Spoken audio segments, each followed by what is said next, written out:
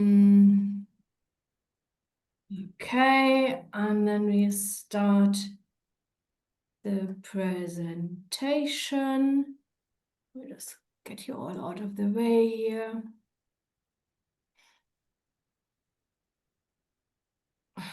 And I also need this there.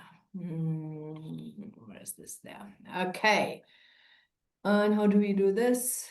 A little bit smaller. Okay, so good morning, everybody. It's always interesting to see who's really interested in these things. We had lots of registrations, but only a few really committed people.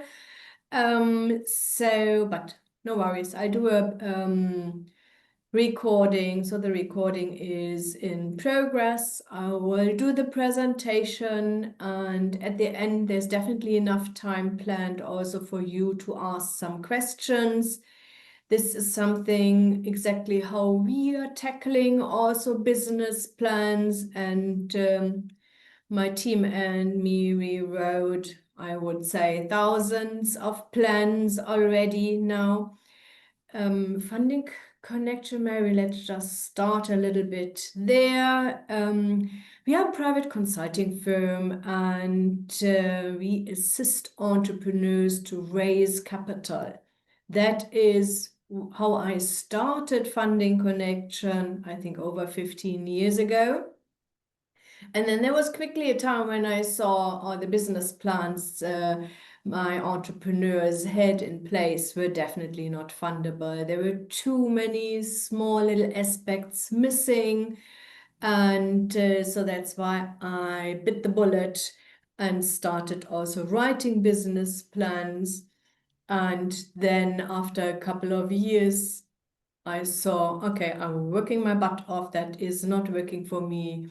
I felt comfortable and confident enough to hire staff, and I'm good with systems, processes, and I put everything of these things in place and have now a team of 10 people here around me, helping our entrepreneur to draft the business plans, financial forecasts, do the research, company profiles, feasibility study or market demand studies, whatever financiers need or whatever our entrepreneur needs to be able to raise the capital. This is what we are doing here. Okay, so let's just dive into it and step by step what you need to do. I'll give you a couple of tips also I put them at the end so that you first have the hard facts and then, okay, how do I do these things? So the start of a business plan is always executive summary. Okay, so that means you need 1.5 pages. Okay, explaining really what you want to do. Is it a startup? Is it an expansion? What product or services do you want to offer? What is the management? What is the expertise? Short and crisp. Yeah, no CV in the beginning and 3 pages of the great management team you're having in place. And of course, always keep in mind, you want to raise capital. So the business model needs to be strong and you need to be clearly able to talk about capital requirements, investments, and how are you able to repay the loan. Yeah. My recommendation is don't start with this in the beginning because you don't have all this information. You only have that information after you went through the full business plan. And then you can say, okay, so this is now where I can write a summary. Yeah. No 3 pages executive summary makes no sense. One thing also here, please do not forget to have on your business plan somewhere, and I don't mind where, contact details, email address, telephone number, who to contact, so that if somebody has a look at your business plan, they know exactly how to get hold of you. I know all these things. Okay, so because I worked at a Economic Development Corporation, and that was still in Germany. Okay, so, and I was also responsible for some decisions where we give out some grants. And you have no idea, at that time I had printed out everything, so that's a couple of years ago, or maybe decades. Okay, so, and then there was no contact details on it. It was either way on the envelope or it was in my emails, and I needed to look for it. That was really time consuming and annoying. Please, yeah, do all these things. Executive summary is a summary you should write at the end. All my business plan writers are doing it like this, yeah. Okay, so then the first part is a little bit soft goals. Okay, so I'm a numbers person. You know, you tell me how much funding you need, how you want to repay it, what are your costs. That is what I'm usually interested in a business plan. But it is also important just to have a little bit of a vision, a mission, your keys to success. Why do you think you will be successful, and your objectives? Yeah. My recommendation is also with vision. Don't talk about, okay, in the next 5 years, we want to grow from, we haven't even started with one site, but we will have 20 sites in 5 years. I would not recommend this. This is really short term here at the moment. Yeah. As soon as you say we want to have 20 sites, the financiers say, oh, where do you want to have the sites? Do you have already lease agreements or offer to lease agreements in place? Yeah. You are confusing the financier or the investor. For them, it is important just this is how much money you need, let's say 5 million rand to set up one plant. And what will happen if the financiers gives you the 5 million? What will the picture be? Yeah. Don't say then in 1 year we have another 5 million, in 1 year we're getting another 5 million, and then show the financial forecast for this. My recommendation is don't do this. Only concentrate on, I need 5 million now. You give it to me. This is what will happen with this 5 million. This is how we will be able to repay the loan. Yeah. Think about a little bit vision, mission, your keys to success, your experience, your industry contacts. You secured already offtake agreements are keys to success. You secured already suppliers for a good price. Yeah. So these are here keys to success. This is here company overview, and lots of times I even have here with my team some discussions, and I will go through this in a couple of seconds. So the company overview is, of course, okay, so you want to, let's say, start a company, so you set up a PTY. Who are the shareholders? Who are the directors? Share this in this business plan. In most cases, the directors are the shareholders, but it does not need to be all the time like this. Yeah. If you are trading already, you need to have some company history. And company history, of course, also involves your last sales and your last year profit. Yeah. So specifically, government institutions will have a problem to finance anybody who makes a loss. I am aware with annual financial statements in Germany, you always said you have 3 sets. Okay, so one for SaaS, one for the bank to apply for a loan, and one what is the reality that's yours. Yeah. So don't have that here, but you need to have some sort of history, the one you are sharing, of course, with everybody. That is, if you are expanding, absolutely important. And that means, of course, if you want to raise capital, and you say, I'm an expansion, you need to have management accounts, annual financial statements, please, in place. Yeah. So now comes the tricky part. Okay, so now somebody says, you know what, I'm a startup, but I want to buy into a franchise. So maybe you want to start a new franchise.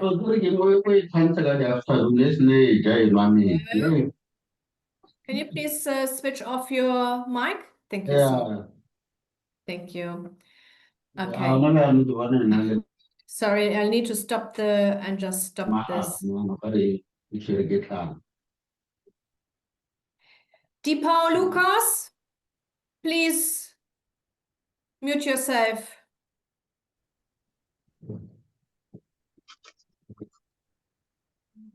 Okay. There's somebody else here. Yeah, everybody muted. Let's go on. Here we are. Okay.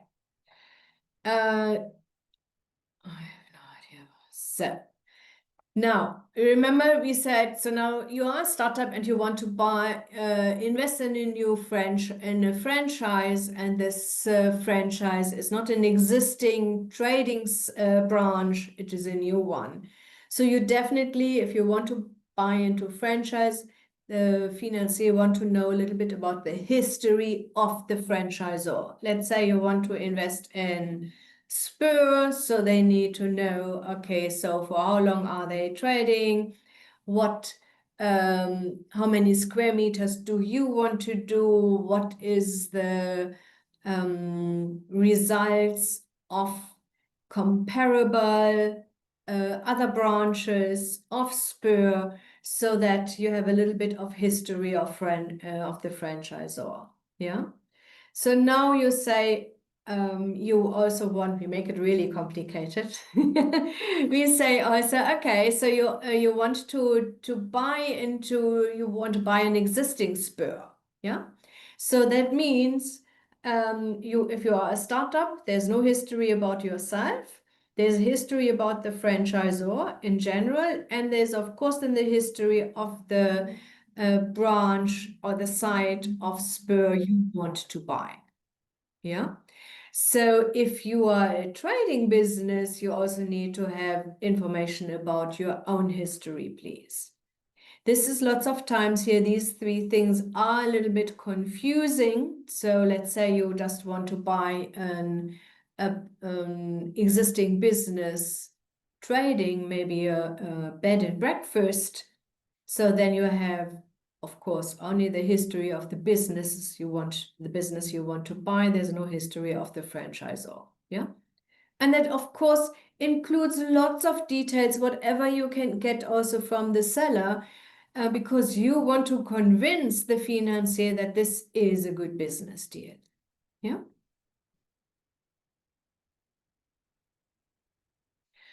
Okay, so now next chapter, all about product and services, please. That means you need to have a look at what products do you want to offer? What services do you want to offer? I have lots of times discussions with our clients there, because they say, yes, I'm selling consulting services. And when I say, okay, so how do you charge? Yeah, maybe by hour, or maybe by package, or you need to be clear about this. It makes your life so much easier in the long run, okay? And it also makes it so much easier for yourself, for your clients, and with this, of course, also for the financiers. So if you're selling products, it's easy, you know, 1 unit costs this, so that is not a problem. Services is a little bit more tricky, and I just can talk about how I did that here for Funding Connection. In the beginning, I always did individual quotations. That means I had a look at, okay, so how much information my client had already in place, and then had a look at, okay, so which financiers can we approach? Are there any grants? Do we need to add this? And then I came up with the price according to the time at the end of the day, what I needed to be able to deliver.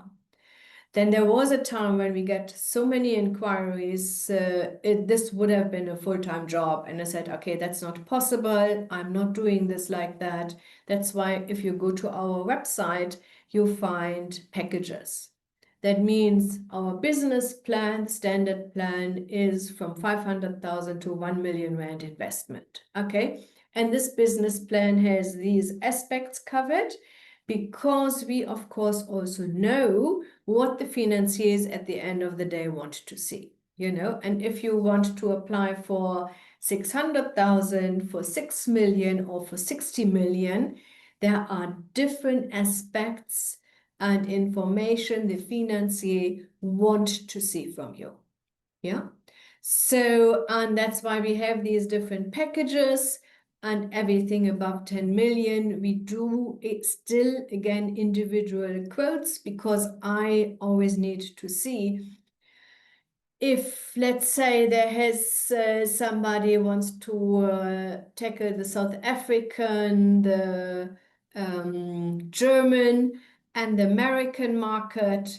There's already 3 market research we need to do.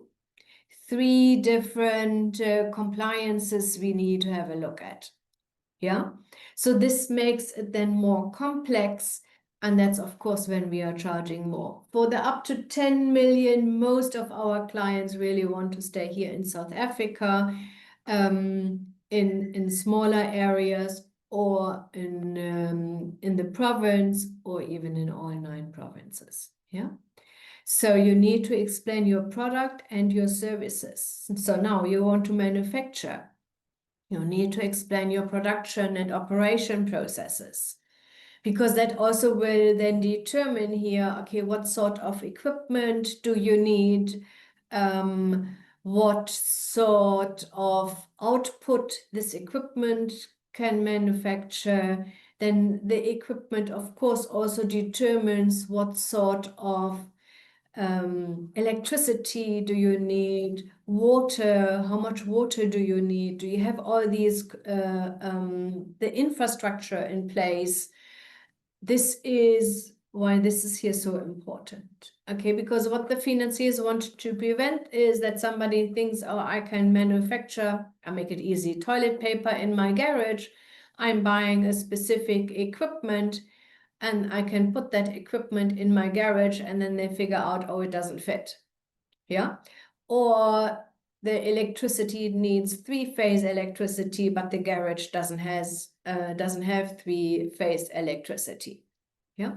So that's why this is important, and that's why they do also more complex business production is, the more due diligence in all these aspects they will do. Yeah. Suppliers is, of course, important. Not only the suppliers for your equipment.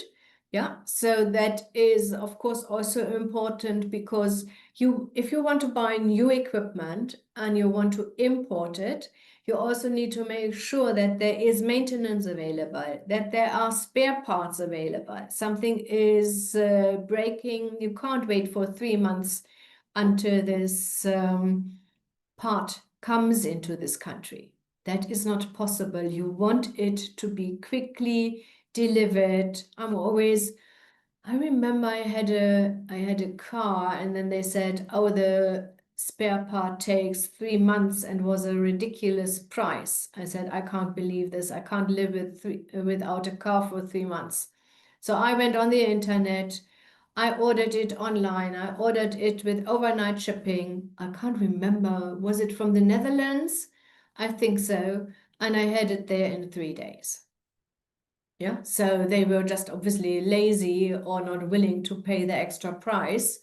So, but that is what you want. You need to make sure that you need to think about all aspects, what can go wrong. Yeah.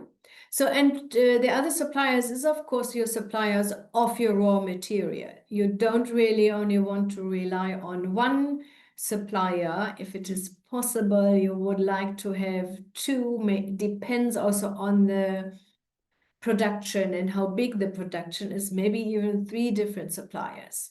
One has problems to deliver. You have plan B and C. Are they as easy?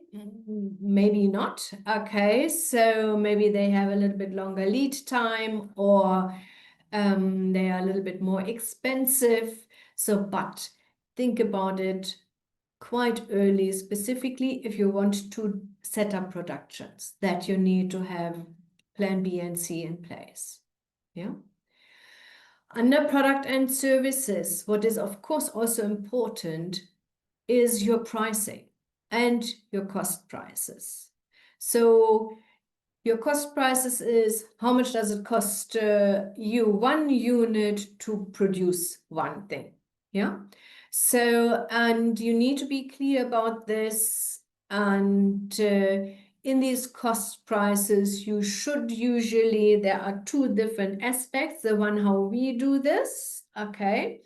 This is, we are having a look, what is the raw material in this, for this one toilet paper roll. We're making it easy. Yeah. Okay. The glue,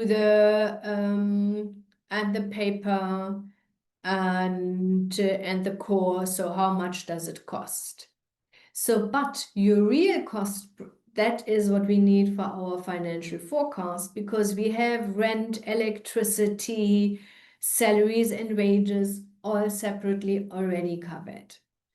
And specifically in the beginning, if you are a startup, you can't really say we are producing 100,000 rolls per day, because it will fluctuate. You need to start a little bit slowly. Your staff is not as experienced. They may take a little bit longer to do, to package things, or to handle the machines, so there is 2-3 months. It's all a little bit wobbly, I think is a word to express that. Yeah. So, and then of course the real cost price is including, if everything works nicely, how much electricity, how much water, how much labor do I need, so, and then there are the fixed costs, of course, from rent and admin salaries, not the manufacturing, the plant workers. Yeah, because this cost price will now show you how much you can sell something for. Yeah, because of course you need to cover your costs, and you need to have a profit margin in there.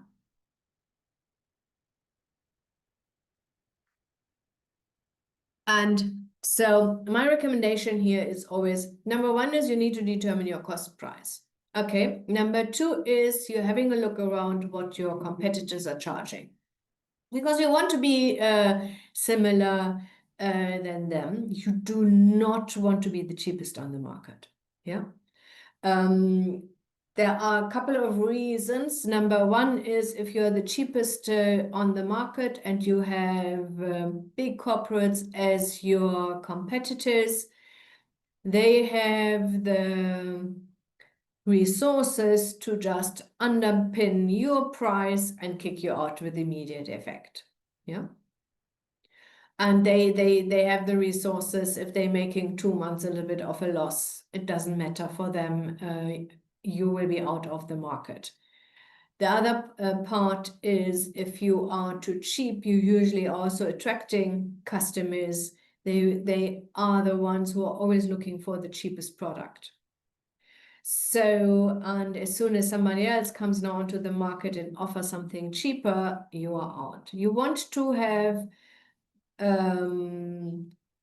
happy customers. They are willing to pay a certain price for your product because you build a relationship with them. They know you are reliable, and they are enjoying more of the service aspects you are offering than just only looking at the price. Yeah.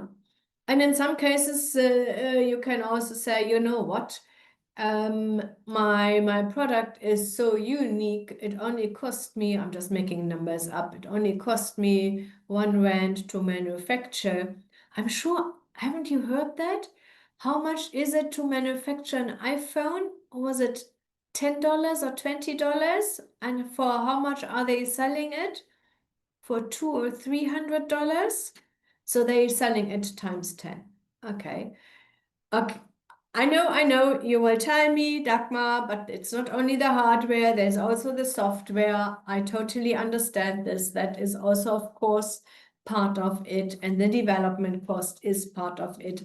I just want you to show that your cost prices does not really mean you just need to add now 30% and that's your selling price. Yeah. Because then in their cost price from the iPhone, they also think about development costs. They think about all the software it needs to be installed, you know. So all these things are also in the cost price. And this is not only the manufacturing cost. Yeah. I just want to open your mind here and say, ah, yes, of course. And then I need to have I need a call center because people will call me because they will have some problems with my product and don't know how to handle it because nobody is reading the manual, you know, so or whatever else there may be. Yeah. Okay. Now we are talking about the market, another topic in your business plan. It also includes, of course, regulations, permits, licenses you may need. Have a look at all of these things, make clear. You have no, sometimes I'm reading in business plans, we have all licenses and permits in place. And I'm thinking, great, which one are they? You know, so that would be great to know as an investor so that you can say, I don't know, I have my FSP, I have my NCR, whatever else on maybe for agriculture, water rights are secured, they are on the property. These are important and relevant information for the financiers. Don't forget that. Yeah. So what we are doing here is in our plan is we always share information about the country. In most cases, it's of course about South Africa. We always have a look at Statistics SA, the latest quarter. Where does South Africa stand at the moment? Or what are maybe the challenges? That was really interesting also during and after COVID, where we always needed to have a look at the impact COVID had at the relevant industry. Okay. So then there's, of course, the industry itself. You are, I don't know, maybe you are in agriculture and you are want to set up a farm to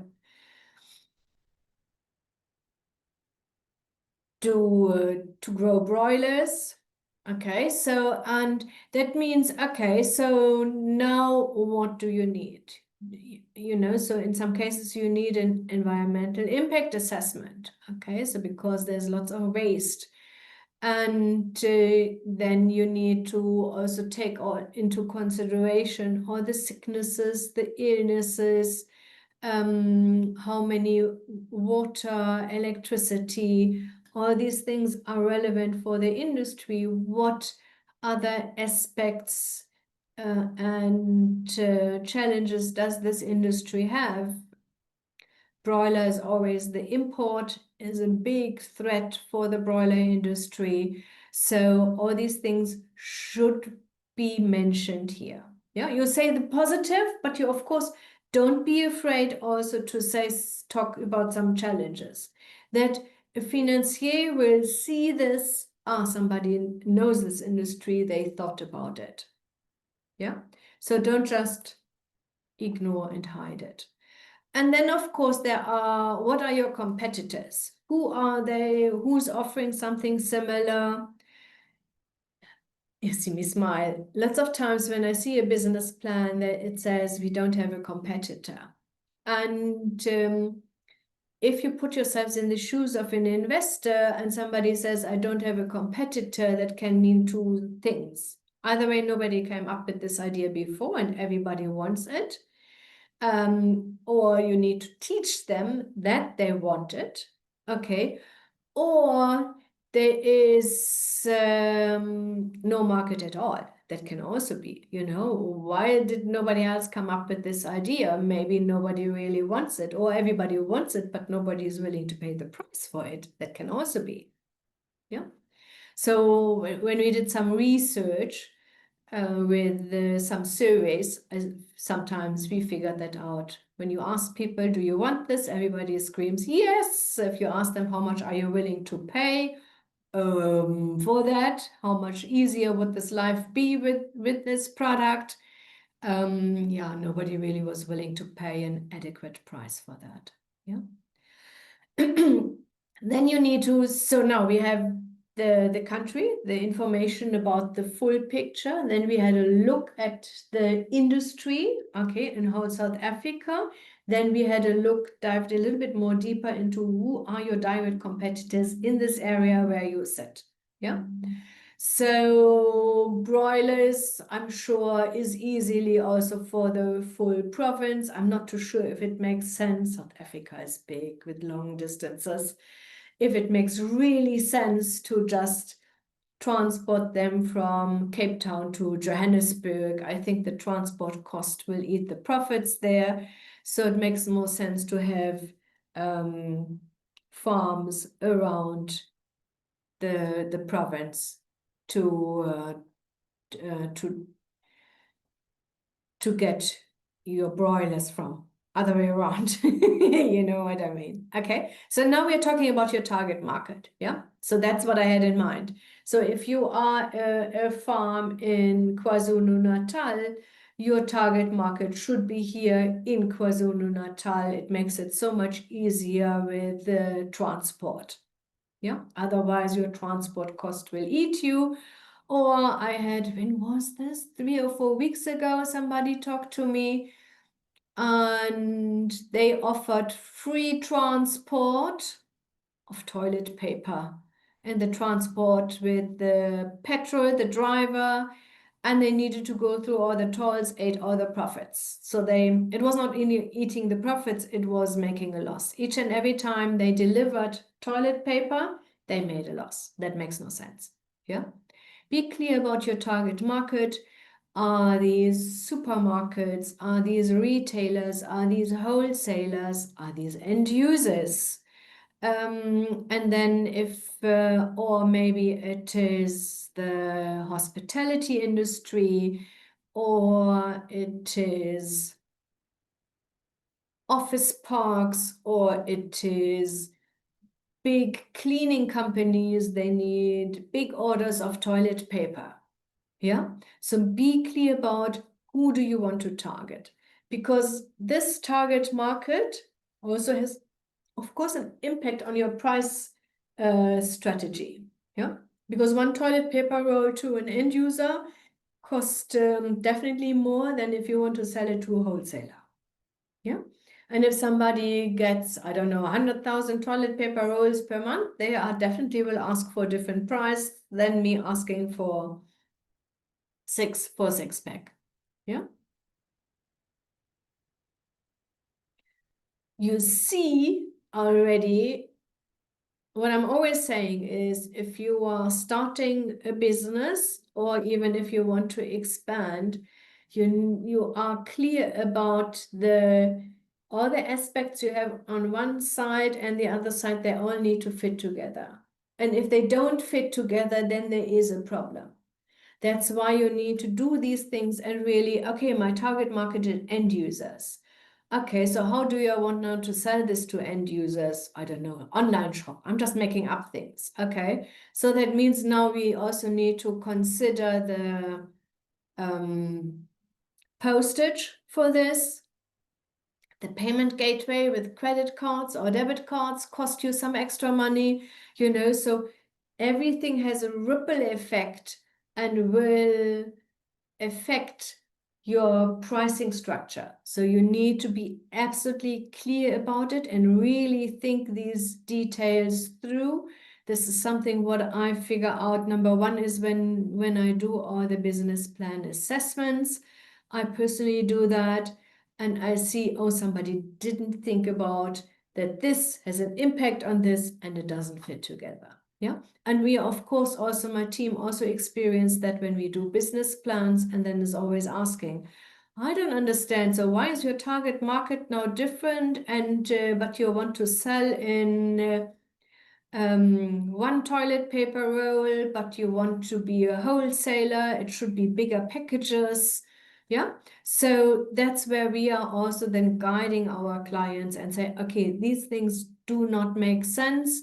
Let's see, what do you really want? And then that we make this consistent in your plan. SWOT analysis. Oh God, my favorite. I'm honest. I don't know. So I think this is not really relevant, but maybe I have all these things in my head and but financiers want to see this. Okay, so there are things I'm really picky with where I think that is absolutely important.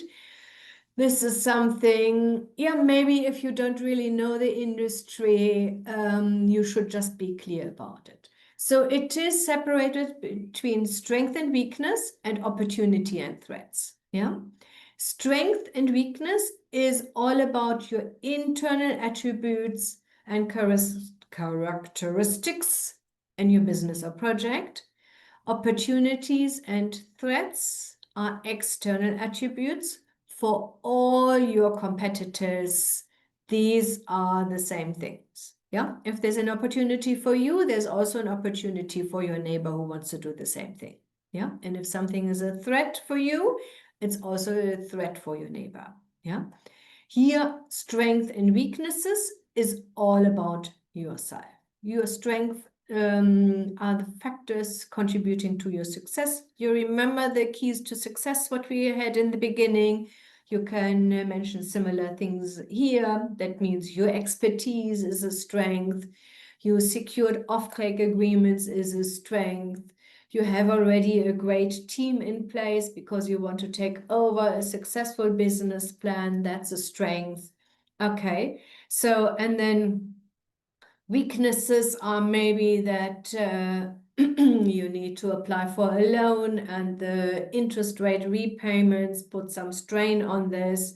Your weakness can also be that you know you need an additional, that you have, I don't know, permits you need to have in place already. Let me just think about, oh yes, so outdated technologies, maybe, or you know, if you're taking over an existing business, there can be maybe some challenges with the other management, or what is always definitely a weakness if you want to take over an existing business and you need to move that into strength is maybe this business has contracts and you need to make sure that these contracts stay on with you. Yeah. So that would be something what you get out of weakness into strength. So you always need to have a look at, okay, outdated technology, even if it's mentioned here as a weakness, can also mean, okay, we want to buy the existing business, but at the same time, we need an additional £1,000,000 because we need to update some of the equipment to really be competitive again. Yeah. So that is here where you just can think about it. That's internally in your business, in your future business. Opportunities are, I'm just thinking about COVID, you know, everybody wanted to do the hand sanitizer. That was a great opportunity. That was not only for one, that was for lots of people. The mask we were all running around was a great opportunity. There's also great opportunities when there are some new developments, you know, so artificial intelligence can be a great opportunity to up your game, increase productivity, but it will not be only for you. Artificial intelligence, AI, will be for everybody. And threats can be, of course, international competitors or big corporates here in South Africa can be a threat to you. Electricity supply is definitely a threat here in South Africa, so if you need constant electricity, then maybe going in some of these industrial zones would make sense. And for agriculture, sicknesses, illnesses, hojos and nunus, I like these words, you know what I mean? So these are also parts that can be a threat. Weather changes, so this is a threat. It's not only a threat for you, it's also a threat for your neighbor's farm. So this is here really what affects everybody in this industry, and this is what only affects you. Yeah, I hope I was able to explain this. I remember specifically when I started, I thought, what the heck do they want from me? And they just want you to think about it and then also think about, okay, how can I overcome this? Yeah, okay, so at the moment I want to buy a business, there is old equipment, we need to update that. Or maybe they are in a location what is not suitable for them because they need so much electricity, we need to move that. That would be also weakness. Yeah. And then the solution to move that into a zone where there is no power outage. Sales assumptions. Be specific, please. So I have no ideas. How many times do I see, oh yes, our sales, we will make R1 million a month. I say, okay, great. So how much is one unit? What do you want to sell? How much is a unit? How many units do you think you will be able to sell? No, we will make R1 million. No, that's not how this works. Yeah. Be specific about this, and that, of course, also determines now your total sales. Sales assumption. You see how everything is really connected? So the sales assumptions also, of course, say, okay, what is your distribution channel? That means, okay, so we will deliver, people will pick up, it will be an online shop. That all has an impact on your prices. Yeah, because if your bricks are picked up, there's a different price than if you need to deliver them. And that, of course, changes your profit margin, and that is sometimes also what people do not check properly if they check the prices from the competitors. They think, oh, I don't know at the moment. I haven't seen a brick making business plan the last couple of months. So, but they say, oh, one brick is 250, and they forgot that they are delivering and they thought it's a pickup price. Yeah, that's different. And of course, under sales assumption is also important offtake agreements. What are offtake agreements? Okay, so I'm always like to explain it like this. There is 3 options. Number 1 is there is a letter of intent. We are interested and will support company ABC with their production of toilet paper. Okay, then there's an order on the other side. We are ordering from company ABC 100,000 rolls of toilet paper on to the 15th of August. It needs to be delivered to our location ABC. It needs to, I don't know, how many oh, I don't know the English word for it. Okay, so how many rolls? Double, 2 layers, and you can even have specs in this order, and we are buying it for a price for 2 and 1 roll. Yeah, that is the order. So what is the difference? The letter of intent has no time frame, no amount, no prices, no specs included. And the order has all these things included. The offtake agreement can't have a time frame, okay? Because you are starting your business, you don't really know when you will start and when you're really ready. So the offtake agreements need to say, as soon as company ABC is ready, we will buy from them on a monthly basis, 100,000 toilet paper rolls, 2 layers, even specs can be in there, and for a price of 2 rand per roll, and it needs to be delivered to location ABC. Yeah.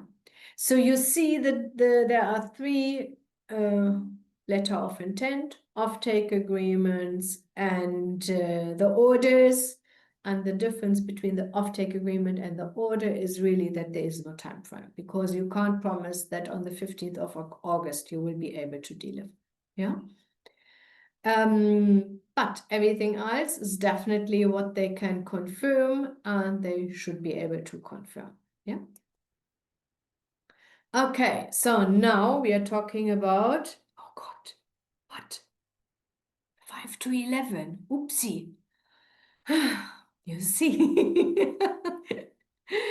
Marketing strategy. Okay, so for me, this is part of a business plan in most cases, because you should have offtake agreements. You don't really need a big marketing strategy. Yeah. Have a look what channels you want to go. Let's say hospitality, the easiest one is booking.com and maybe Airbnb, something like this. And then you, of course, need to calculate the 15% what they are getting into your financial forecast. Have some digital marketing strategies, have a marketing budget available, a realistic one. Yeah, no big launch party for 500 people and free champagne. And I have no idea, that makes no sense. Okay, management on staff, absolutely important. Think about your shareholders, management, key staff, their responsibility. In the business plan, you don't need to add the CVs. For the application, they need to have the CVs. Important is that you have a list of employee types and gross salaries and wages. I don't want to see Dagmar 10,000 rand, Sandy Siva 12,000 rand, and Togo, I don't know, 7,000 rand. No, I need to know who is doing what. Yeah, CEO gets this, marketing experts gets this, tea lady gets that. Yeah. So that the financial forecast also is strong for you. What's this? Financial assumptions, absolutely important. You need to think about this. How long will it take to start the operation? Do you have own contribution? What are your finance assumptions? Okay, so I'm needing 5 million, I have 500,000, so I need to apply for 4.5 million. I will be able to pay that back in 5 years. The interest rate is, I think it's 12.5%. We are 10.5% is the rate. And so that is your assumptions. Breakdown for what you need the capital, exactly. I need equipment, and then I need, I don't know, a cutter, a roller, packaging machine, you know, so be clear about this. Not, I need equipment for 4 million. Yeah. You may need a vehicle. You may need specific infrastructure on your property. Maybe you need specific foundation because you have a heavy crane on your property. Yeah. And of course, some working capital. And then you also need to make sure, what are your monthly expenses? Maybe you need to pay rent, you need to pay electricity, water, insurance, all these aspects. You need to be clear about this. And you see, so the investment, just for you to understand this, is the once off. That's equipment. Yeah. Monthly expenses are everything what you pay each and every month. People sometimes mix this. Yeah. Okay, so this is what our financial forecast all includes. Okay, there is a cash flow, there is a profit and loss statement or the income statement, balance sheets, of course, loan amortization schedule, clearly stating each and every month that's the interest, that's the repayment of the capital, and that's how the loan amount reduces over the years. Depreciation schedule, also important for the balance sheet, and then the profit and loss statement. Sales projections also needs to be clear. And we talked about it already about your permanent payroll. You see all the information we mentioned in the beginning already now filters through here into this financial forecast. I personally do that other way around. Okay, so for me, I first need to have the numbers and then I can set up everything. For most people, other way around is easier. Yeah. Key points. Okay, that's definitely something what I like to share. My recommendation is write in the third person. Don't write I and we want. Yeah. Is there something what is right or wrong? Not really, but I personally like this in the third person. For me, it sounds a little bit more professional. Write in a confident manner, not with we may be able to when we are lucky, so, and I read all these things. So that's why we will, yeah. We will start in 3 months. We will hire 5 staff members. We secured offtake agreements, and so be positive and not this. It's a polite way. For me, it sounds always really polite, but it needs to, we will do this. So, okay, our company ABC will achieve that. Have a look at spacing, font, sizing, colors. It should look neat. Yeah. It does not need to be highly designed. Business plan or even company profile. It shouldn't be art. Yeah. It needs to be easily read. You need to be able, even if you are not um, don't really know how somebody else put up the business plan. If I want to know about, okay, what about the monthly expenses? There should be a heading monthly expenses, yeah, so that I find people even if I'm not familiar with the business plan somebody else set up. And easily reading, so sometimes the font is all over the place and the pages don't fit. It is a little bit crazy, yeah. So put yourselves into the shoes of a financier. Don't forget to add all your contact details. That's also something what I mentioned before. Okay, so just for you to know, we come to Q&A, no worries. You can use admin@fundingconnection.coza to get hold of us. This is the WhatsApp and cell phone number. If you want to have our landline, that's also on our website for you to see. And so we are there for you. You need some help, you need some guidance. You have an existing business plan and you want us to have a look at it. I also can do this for you. I lost here. What's happening here?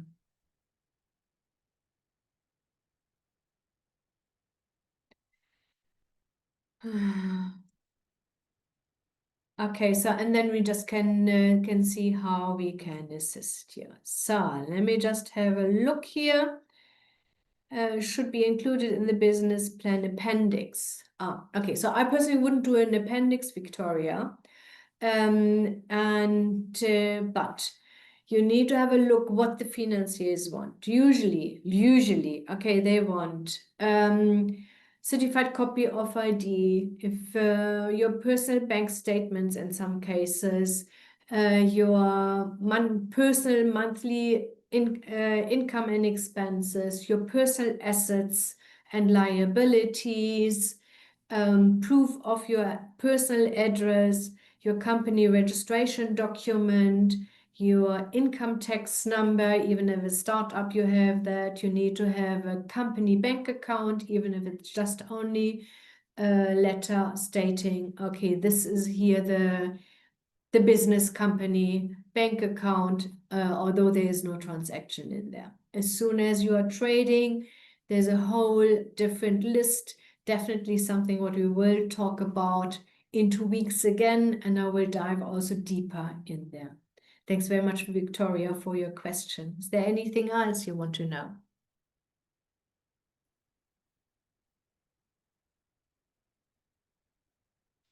Pleasure.